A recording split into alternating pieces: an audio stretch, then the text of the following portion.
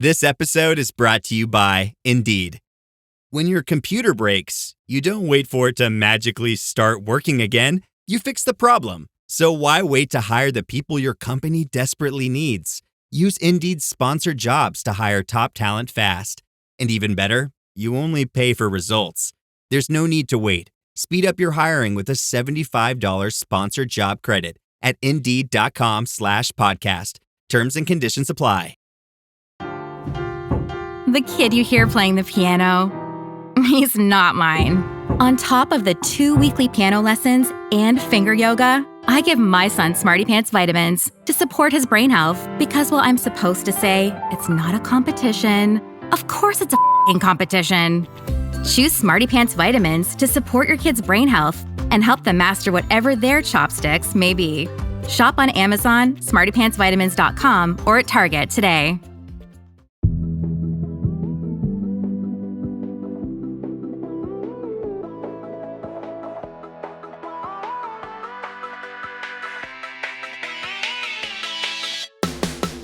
Hey, I'm Candice Lim. And I'm Kate Lindsay. And you're listening to ICYMI. In case you missed it. Slate's podcast about internet culture. And Kate, is Christian Girl Autumn canceled?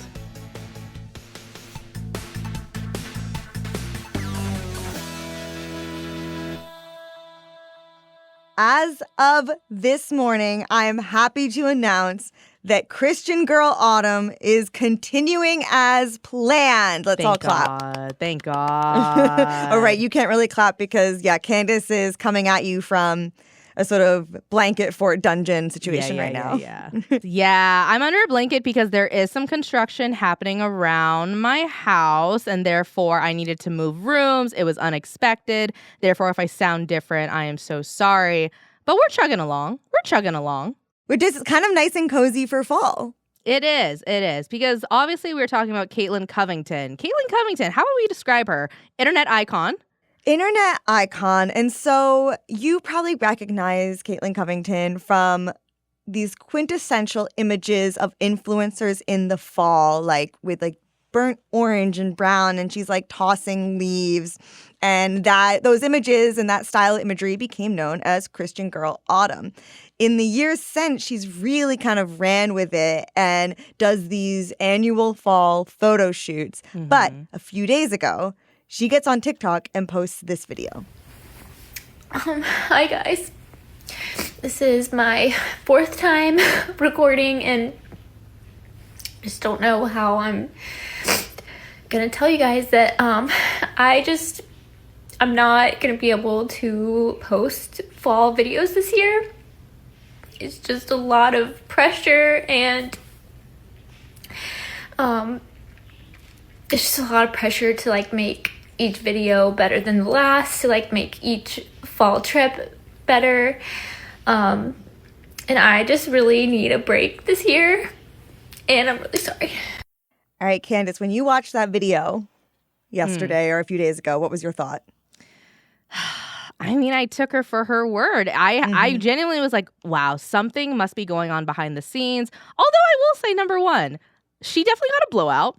Okay, number 2, makeup was on to the point where I asked you, hey, quick question, is she MAGA? Because she was totally just MAGA Republican makeup vibes. And I just needed a reminder. Well, I was happy to assure Candice that Caitlin Covington appears to be very progressive because, in fact, the person who coined Christian Girl Autumn was crowdfunding for gender-affirming care, and she donated. And so we love Caitlin Covington, which I think is why the comments on that video were so supportive. Obviously, there were a few that were Kim, there are people that are dying, all the classic stuff. But all the comments pretty much were it's okay, take a break. Yeah. We support you, queen. Year. Yeah. See you next year. All this stuff. But secretly, I think we were all pretty upset because it's kind of if the groundhog never came out on Groundhog Day. It's well, now what am I supposed to do? I know. But then the next day, she posts a video, and it is a song by Adele mixed with all these other sounds, a very triumphant song. And it's her walking out of her front door with the caption, "Just kidding, fall is here." And all these leaves are falling. Ladies and gentlemen, her.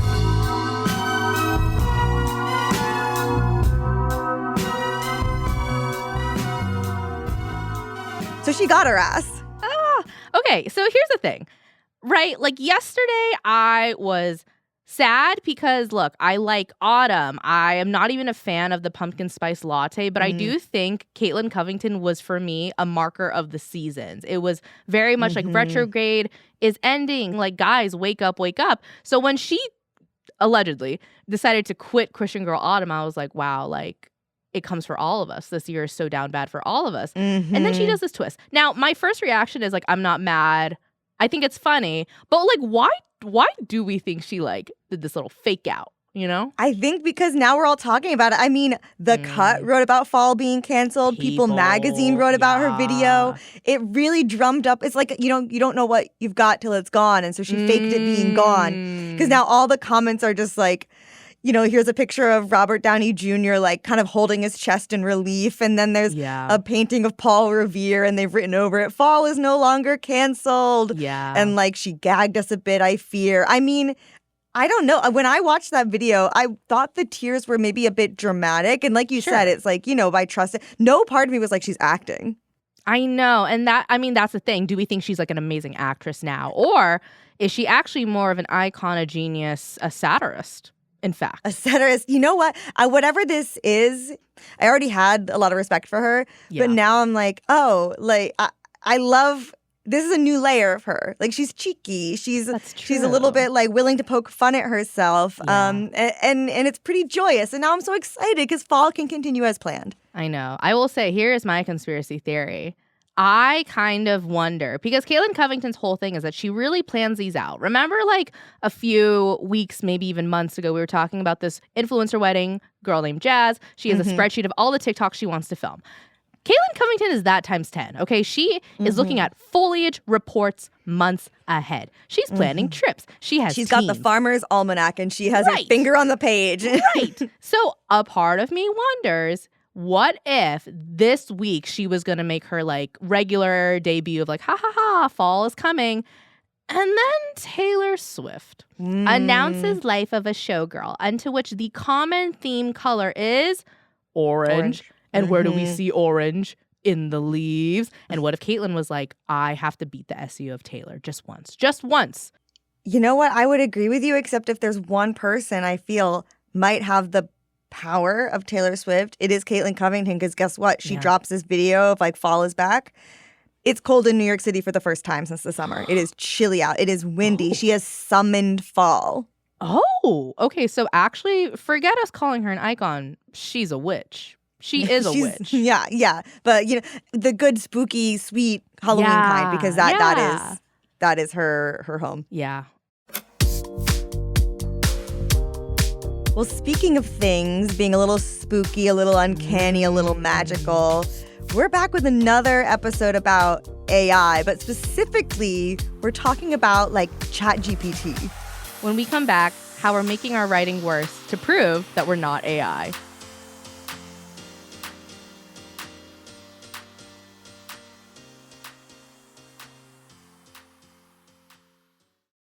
You know what doesn't belong in epic summer plans? Getting burned by your old wireless bill. You should be planning beach trips and barbecues, and your wireless bill should not be holding you back. That's why you should switch to Mint Mobile. I love the quality of Mint Mobile's wireless service. In comparison to my old provider, I'm saving so much and my calls never get dropped. Say bye-bye to your overpriced wireless plans, jaw-dropping monthly bills, unexpected overages, and more. All plans come with high-speed data and unlimited talk and text delivered on the nation's largest 5G network.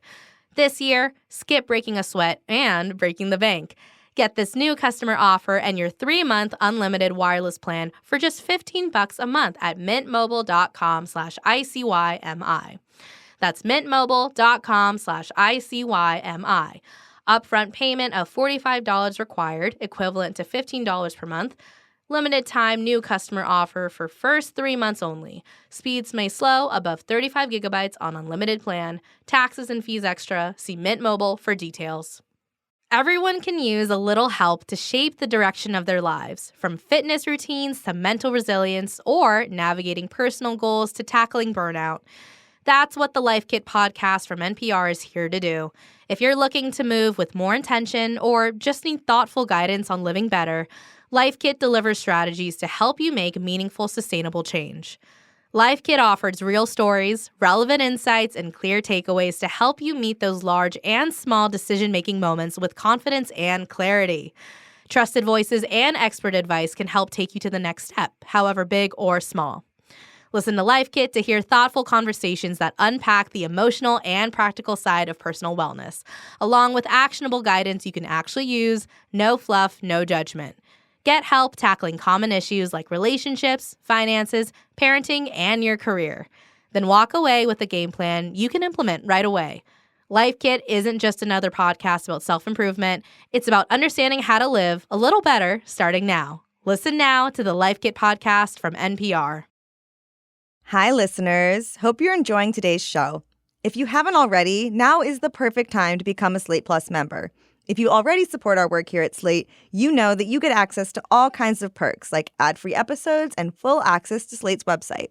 And as a special thank you from our show, you'll also get bonus episodes every other week. This week, we welcome Slate intern Angelina Mazza to discuss her devotion to the notoriously divisive book rating app Goodreads. So, if you want to hear her defend the indefensible, you'll find that episode already in your feed. And if you aren't a subscriber yet, just click Try Free at the top of Apple or Spotify or visit slate.com/ICYMI+.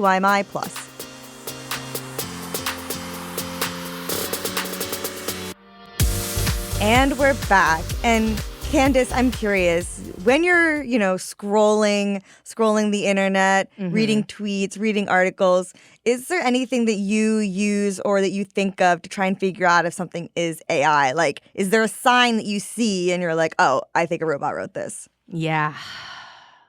I have a few. That I feel like I see it more in like tweets, for example. So one green flag, I love when something is all lowercase. All lowercase to me, I'm like, that's a real emo kid wrote that. Second, I don't love when people do like write a sentence, period, space. Now I'm kind of like, ugh, I think that's an indicator that it's like old school real, you know? You're so right, because I hate that too. It's like the band. I'm like, you don't have to, like, get rid of that. You don't need the extra space. It's on a typewriter. Yeah. Exactly. And then the last one is that like, I feel like I'm one of those people who I text and I write how I speak. Do you feel the same? Yes. Yeah. Okay. Yeah. So I feel like if I read something in an article, in a tweet, in a Reddit post, and it's just kind of hard for me to read it out loud because it's kind of clunky or the words aren't turning right, I literally will go like, do you actually speak like this out loud? Because if you don't, I have a feeling you don't write like this because you didn't write this. So, yeah. I know there's like a weird, even if I don't know the person, there's a weird unfamiliarity in the way that I read writing that is written by AI because, even if you're getting on Twitter and talking to thousands of strangers, you speak very informally. Right. And I think AI also has a tendency to like repeat back to you what you said, like sort of like an active listener, like a therapist, but it's like, in real life, we don't do that. Like we don't care what you said. We want to say what we want to say. Yeah. So those are like my tells, but there is one. Well, I guess there's a rumor about one circulating that you can tell if a piece of writing was written by AI if it includes this punctuation mark. And the punctuation mark is the M dash. Have you heard of this? Yes. And I actually want to confess something on pod today. Yeah. I love M dash. I did not know how to type an M dash on my keyboard until 2 years after college. So I would do this thing where every time I needed to use an M dash, I would go on Google and type M dash. Yes. Right? And copy and paste it. And so I do want to take this moment to just make it a learning lesson. Okay, what's the difference between an M dash and a regular dash? Dash is shorter. M dash is, so a little dash is like a hyphen, you're hyphenating. Right. And then an M dash is a longer piece of punctuation that's kind of signifying you're about to say a bit of like an aside. Yeah. This is the option hyphen. And there is something called the N dash. It is the two hyphens. That is not what we're talking about. Yeah, as far as I am concerned, the two dashes are for when you're using iMessage, but with someone who has not a smartphone. And I love M dashes so much. Yes, I'm texting them. Exactly. So, yeah, let's get into this rumor circling AI and M dashes, because guess what makes me mad? Well, so I did some digging into this when this rumor first came about because I was trying to figure out, like, wait, where did this come from? Like, who told us this? And the reason this concept went viral is because of a tweet in February 2025. It was posted after the Super Bowl by an account that some extremely online people might be familiar with. The account is called Lindy Man. Luigi Mangione followed him. Enough said. But his tweet was, a shortcut for detecting if something is written with AI is they all use this symbol. And then he quotes M dash, which is funny because it starts to suggest that maybe he doesn't know what an M dash is called. Exactly. Also, calling it a symbol. It's not hieroglyphics. It's on your keyboard. I know. Like it's like a hieroglyphic. Yeah. It's relatively rare when a human uses it. Maybe once or twice, if that. But AI chats love using it. No clue why. False. I mean, you and I can attest. We will go to great lengths, a.k.a. Googling, to copy and paste in the effort to use this symbol, this hieroglyphic. Exactly. I mean, I think the reason why I love the M dash is because it's the most useful to me. It is the most accessible. But also, like, it definitely was one of those markers to me that I felt like I'm a writer because I use it. Yeah. Right, which I maybe think is where this is coming from, because if you're using an M dash, you and I can confirm it means you're smart. And so when people are seeing writing that is too smart, their alarm bells are ringing. But where I think this M dash thing came from specifically, the earliest I could find someone talking about this as a thing, like ChatGPT and M dash, is in November 2024 on a forum for the OpenAI developer community. And so this person wrote, every time I make a request, I cannot stop replies including a dash or M dash.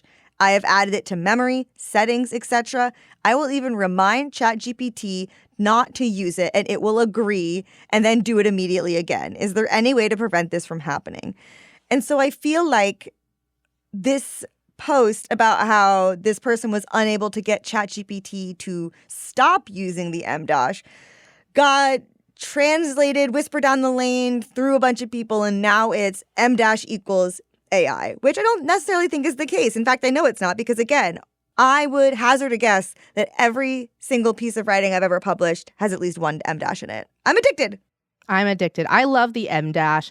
I think what's really funny is the reason we're talking about this now is because for some reason recently a lot of writers have been writing about the M dash. Lori Clark wrote a great piece for Slate about it and just how like the M dash is just like becoming this siren call of like, this is fake, this is fake.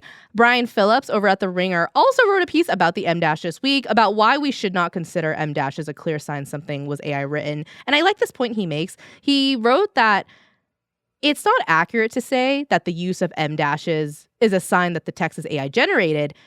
It is more accurate to say that the prevalence of M dashes in AI generated text is a sign of how reliant AI companies are on the human writers they want to replace.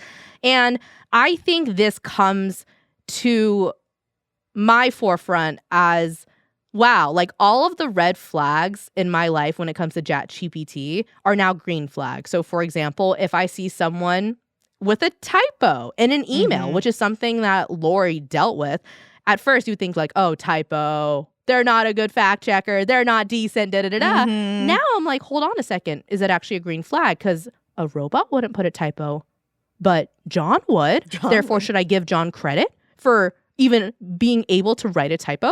I don't know. Wow, shots fired at John for not being able to spell. Shout out, John! And your typos, yeah. Yeah, what Lori wrote in her piece was, in personal communications, I began to experience a newfound self-consciousness. Was that M dash really necessary? Was the voice perhaps a little impersonal? It went the other way, too. Any writing I encountered digitally was now subject to the same interrogation. Was there something about it that felt just a little bit uncanny? A little bit, ... ChatGPT. Have you done this? Have you been thinking about, do I sound like a robot when you're writing at all ever since AI has like subsumed everything around us? I feel like it hasn't hit me yet, but now I wonder if I have to. Because the other thing too is that there are two types of writing communication that it seems like this is affecting, right? We have professional emails, and then we have personal communications or even Reddit communications where it's like, you know, that's where your personality really shines. But I think at the same time, both are venues where people are questioning like, oh my God, did you write to me in ChatGPT? And now it's reflecting onto me of like, I guess I have to pretend not to be a robot, but I'm not a robot. So what am I actually pretending? This is performance. It's annoying. No, yeah, then it starts to be like, I'm a human. How do I prove that I'm a human? What is humanity? Yeah. And weirdly, proving whether or not you're a human online isn't new. You know, we all can kind of remember checking like the I am not a robot boxes, which I gotta be honest, robots have probably figured out at this point. But that's kind of why this issue just keeps compounding, because what that I am not a robot thing is, what those tests that are like, oh, can you type out the letters that are like weirdly written here? Or like, can you select all things that are traffic lights in this image? Those are all called CAPTCHA, which is an acronym that stands for Completely Automated Public Turing Test to Tell Computers and Humans Apart. And a Turing test is basically like, I don't know if you've watched Westworld, that's whether or not like you are a human, whether or not you know your own humanity. It gets very like almost spiritual very fast. But this was invented in 1997, and then it was given that name in 2003. And we use it every day, but by using it every day, we are also teaching robots, and we kind of move the goalpost even further. Exactly. Now, I wanted to send you a little fun fact.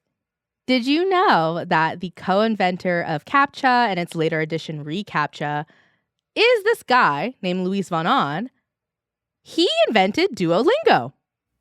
What? Yeah, the Duolingo guy. He took all the reCAPTCHA money that he got, started Duolingo. Wow, this kind of explains some things. So much. I mean, CAPTCHA was coined by researchers at Carnegie Mellon. Duolingo is headquartered in Pittsburgh. Oh, wow. Go Steelers, I guess. I don't stand by that, by the way. I do not quote me on that. Yeah, football pod. Yeah, no, but I think the thing about CAPTCHA is like, first off, what an odd barrier to entry. How many times do I have to rotate this frog in the correct way to get a reservation at a Mediterranean restaurant? Have you ever failed one? Have you ever like gotten it wrong and then, Oh my God. It's one of my worst flaws. I fail them all the time because I sometimes don't understand what they're asking. I'm like, the chair's facing me. Isn't that what you wanted? And they're like, no, it's not. And I'm like, okay. Yeah, it's like maybe you do need to be a robot to figure this out, because I honestly can't. Yeah, but you need tests to figure out how stupid we are, and then you can let me in. Exactly. And the thing is, CAPTCHA was in the ether, the internet, the lexicon before AI and ChatGPT became such a common tool amongst people.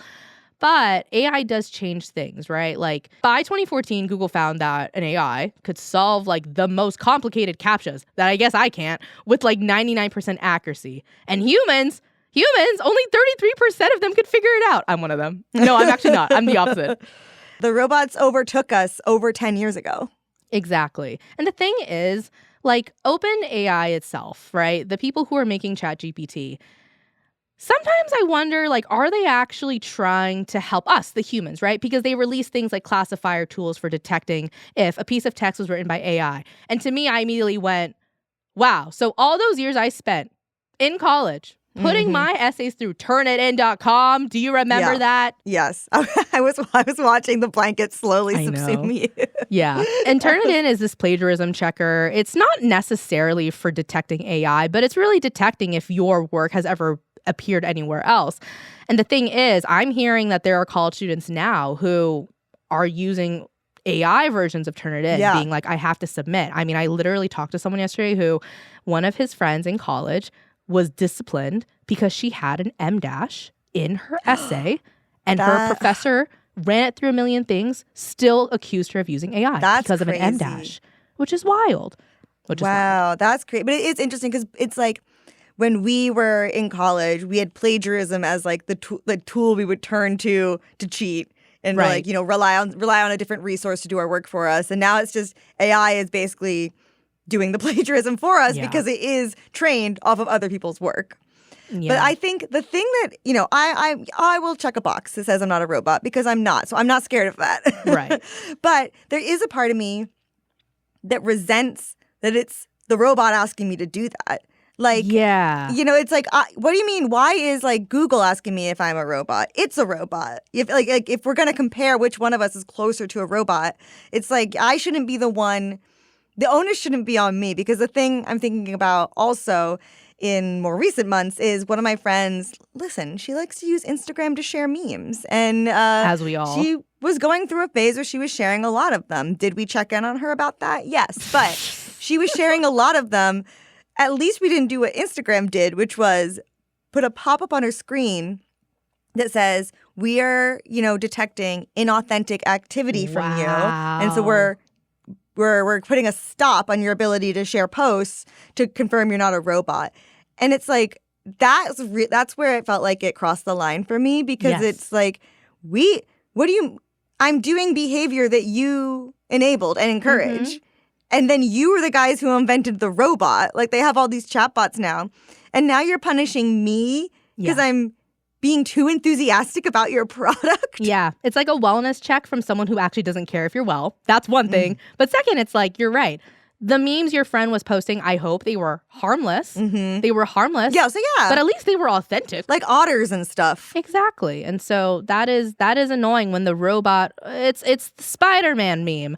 We're pointing at the robot's pointing at us, but who's the real robot? Who's the real human? And we have to fight it out in the CAPTCHA. We're going to take a break here, but when we come back, is AI killing the internet meet cute? Because ChatGPT has been infiltrating my dating apps. Stick around.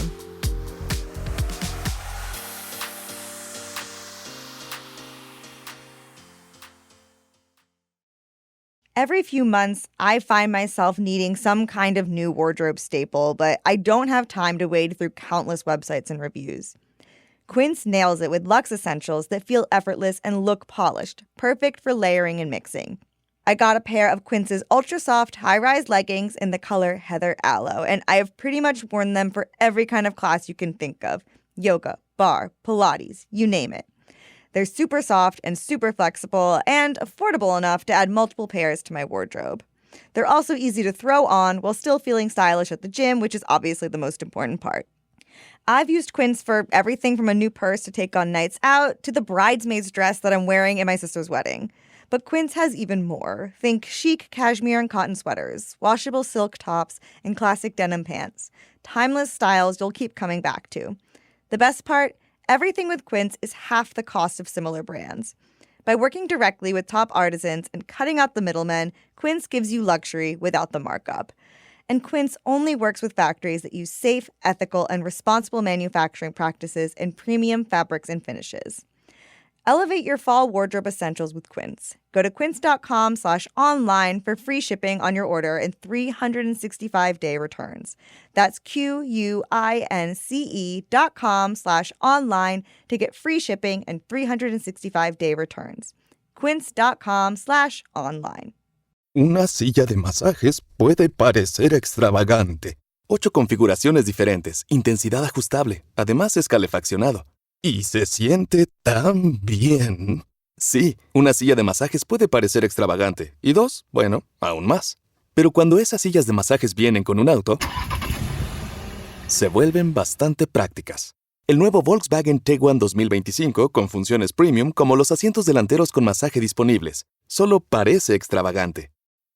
Are you ready to dairy-free your mind? This summer, melt away your dairy-free expectations with So Delicious dairy-free frozen desserts. Enjoy mind-blowing flavors like salted caramel cluster, chocolate cookies and cream, cookie dough, and more. For over 35 years, So Delicious has been cranking up the flavor with show-stopping products that are 100% dairy-free, certified vegan by Vegan Action, and are so unbelievably creamy, your taste buds will do a double take.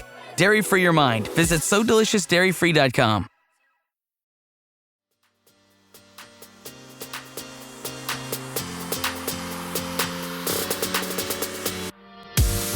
And we're back.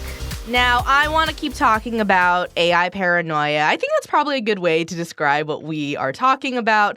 It's this feeling, this anxiety, and I think it goes beyond writing. It goes beyond schoolwork. I really think it is affecting how we talk to each other or not online, because ChatGPT has also entered the dating app space. Do you know about this?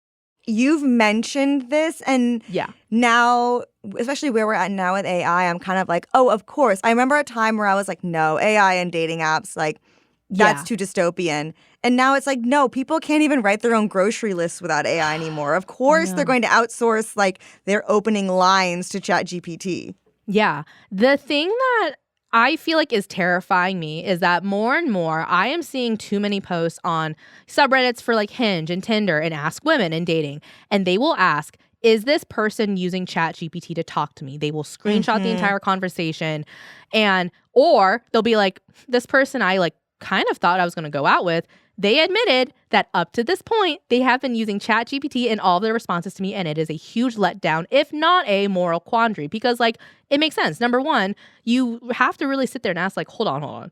If all of your responses were being cooked by ChatGPT... it's like, were we even talking? Who have I been talking to? Who have I been talking to? Because it's not you. And on top of that, can I actually go out with you? Because the person who sits next to me, across from me, over some tzatziki... that's never going to be the person who wrote the messages. So once again, who am I falling in love with? Who am I actually developing a crush on? More importantly, how do I know that the next one isn't also doing the same thing? We are just constantly on red flag alert for all of these things to prove that we are authentic and they are as well. Every single rom-com is like based on the premise of like, you know, that some person is pretending to be who they aren't, and then they fall in love, and then they have to reveal their true identity, and will they still be loved? Right. But I don't support it if it's AI. It's like, come on, we should know better by now. And like, to me, that conjures an image of you being on this date over tzatziki, of course, and them like whipping out their ChatGPT to answer questions in front of you. And I want to say that sounds too dystopian, but I said that about AI on dating apps, and now here we are. Exactly. And on top of that, I think the like weirdest thing about ChatGPT and AI is that it is not a deal breaker for some people. There are some people who are willing to disclose it of like, yeah, I use it every day, but it shouldn't matter.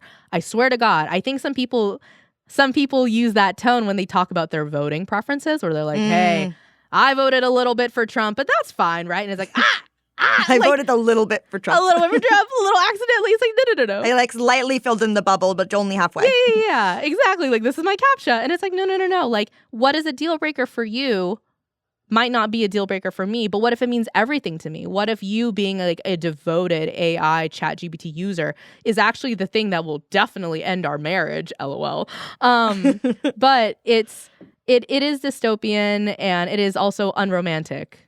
And that's and I think it's also emblematic of like what it actually feels a little bit stickier about this whole like whether or not someone's using ChatGPT question, which is like, yes, CAPTCHAs keep having to be made more advanced because the bots keep learning, and it's like a never-ending cycle. But like for the most part, proving that we're not a robot to a website has a test, and it has like infrastructure there. Like it's yes or no.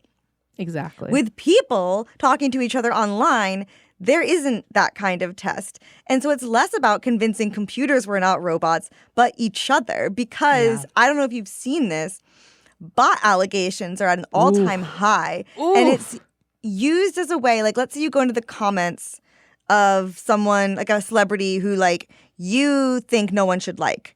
But then you look at the comments and everyone's like praising them. Oh. I've seen people be like, wow, lots of bots in the comments as a way of like discrediting that response. Or like, you know, you call someone a bot when they're like a troll on your account. Right. Or like we've mentioned this before, that when Amber Heard and Johnny Depp, when that court case was playing out in public and there were all those tweets that were coming out, both sides would accuse the other of being paid bots as a way to like invalidate that statement. And how do you go, like, what can you say to that other than no, I'm not, which is also what a bot would say. See, that's the hard, funny thing.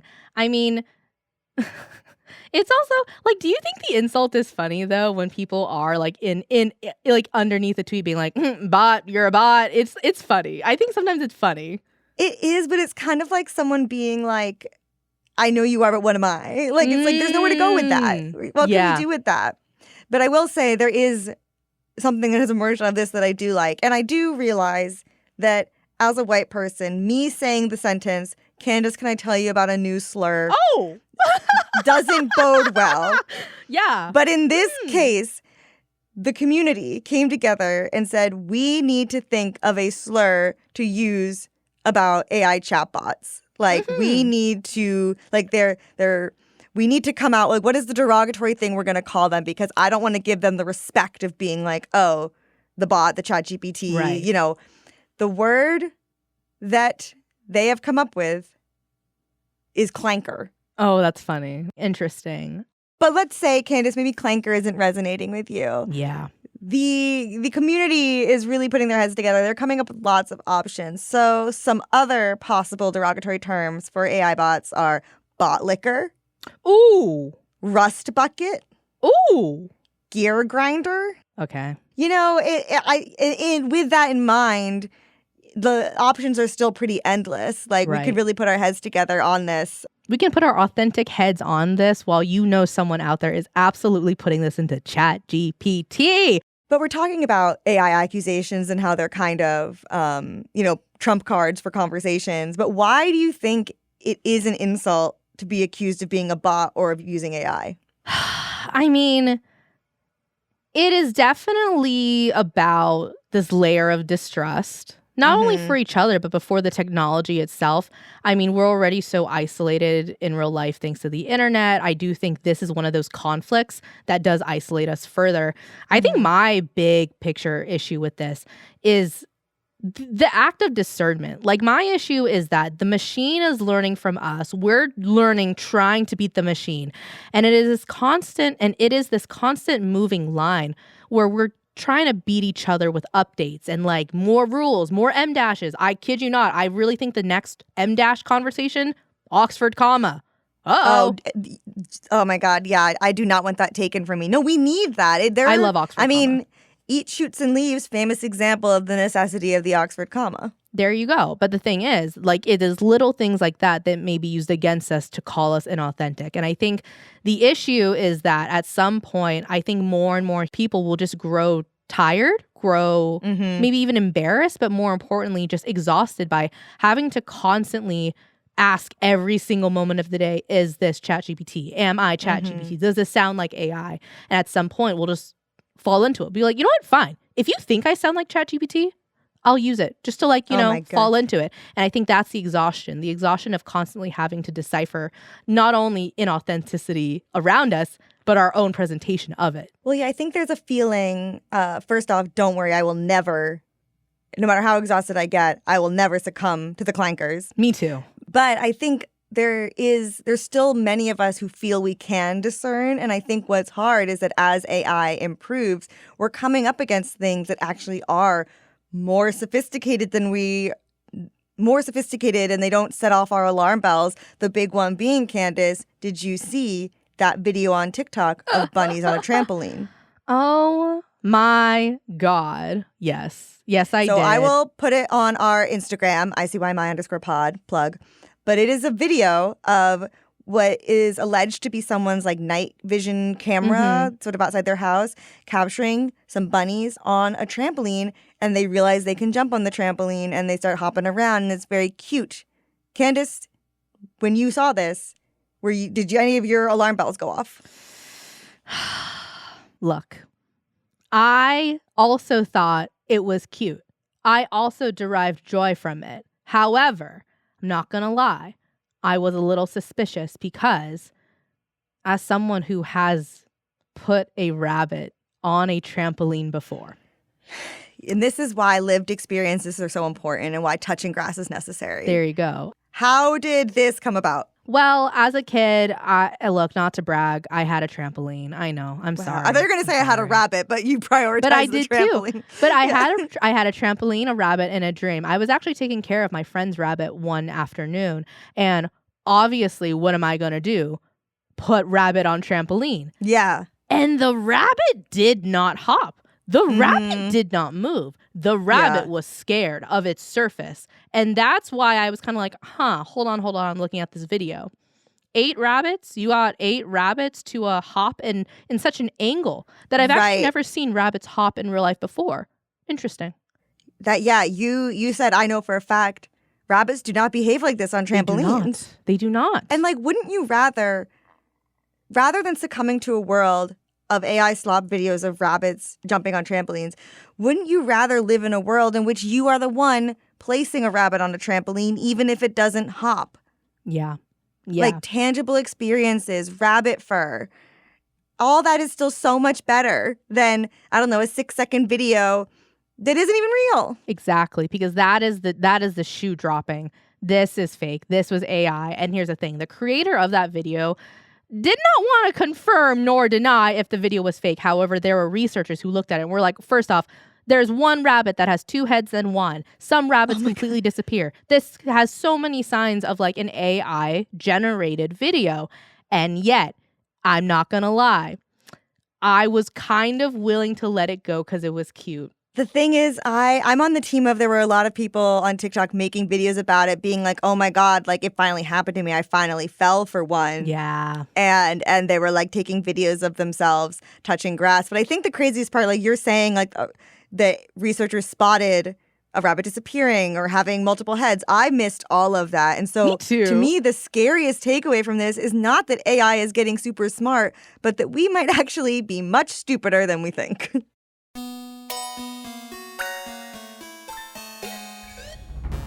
Okay, that's the show. We'll be back in your feed on Wednesday, so definitely subscribe. That way you never miss an episode. Leave us a rating and a review in Apple or Spotify and tell your friends about us. You can follow us on Twitter and Instagram at ICYMI_pod, and you can always drop us a note at ICYMI@slate.com. ICYMI is produced by Vic Whitley-Berry, Kate Lindsay, and me, Candice Lim. Daisy Rosario is our senior supervising producer. Mia Lobel is Slate's executive producer of podcasts, and Hillary Fry is Slate's editor-in-chief. See you online. Or on a trampoline with bunnies.